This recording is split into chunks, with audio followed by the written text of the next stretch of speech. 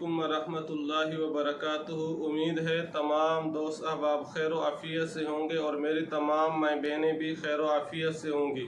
रब ताला आपको खुश व खुरम रखे, तमाम किस्म के मसाइब और परेशानियों से रब ताला आपकी और आपके अहल खाना की हिफाजत फरमाए, आमीन।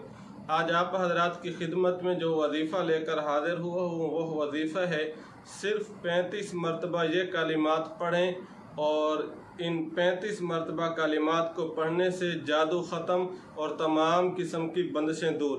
क्या मतलब कि आज मौजूदा दौर में जो मुख्तलिफ़ किस्म के जादू हैं, बाज़ आम जादू हैं, बाज़ काले जादू हैं, बाज़ मुख्तलिफ़ किस्म के नाम हैं, बंगाली जादू, तवीज़ात, मुख्तलिफ़ किस्म के नाम आपने सुने हुए होंगे।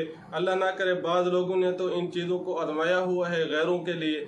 तो जितना भी सख्त से सख्त अमल जादू, काला जादू क्यों ना हो, 35 मरतबा ये कलिमात पढ़ने से इंशाअल्लाह वो जादू दुम भगा कर जाएगा। वो जादू ऐसे भागेगा जैसे सैलाब में कोई चीज़ अटक जाए, सैलाब में कोई चीज़ फंस जाए तो फिर कोई उसके लिए रुकावट नहीं बन सकता। इसी तरह वो जादू जो आम जादू हो या काला जादू हो या बड़े से बड़ा तावीज़ हो, इस अमल के करने से, वजीफ़ा के करने से इंशाअल्लाह वो जादू ख़त्म हो जाएगा।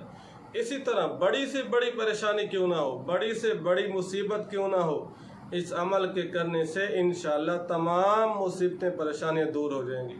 इसी तरह मुख्तलिफ़ किस्म की बंदिशें हैं, औलाद की बंदिश है, कारोबार की बंदिश है, रिज़्क़ की बंदिश है, जॉब की बंदिश है, जो भी बंदिश होगी वो भी इस वजीफ़ा और अमल करने से ख़त्म हो जाएगी।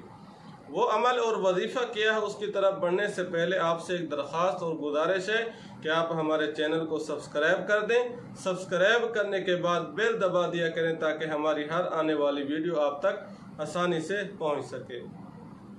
वो वजीफ़ा और अमल क्या है? 2 लफ्ज़ हैं, मुहम्मदुर रसूलुल्लाह, अहमदुर रसूलुल्लाह। क्या लफ्ज़ है? मुहम्मदुर रसूलुल्लाह, अहमदुर रसूलुल्लाह।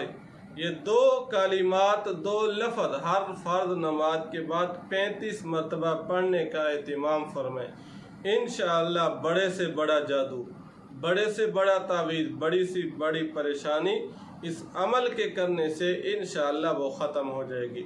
दुआ फरमाएं, अल्लाह रब्बुल इज़्ज़त पूरी उम्मत मुस्लिमा की हर किस्म के परेशानियों और मसाइब से हिफाजत फरमाए।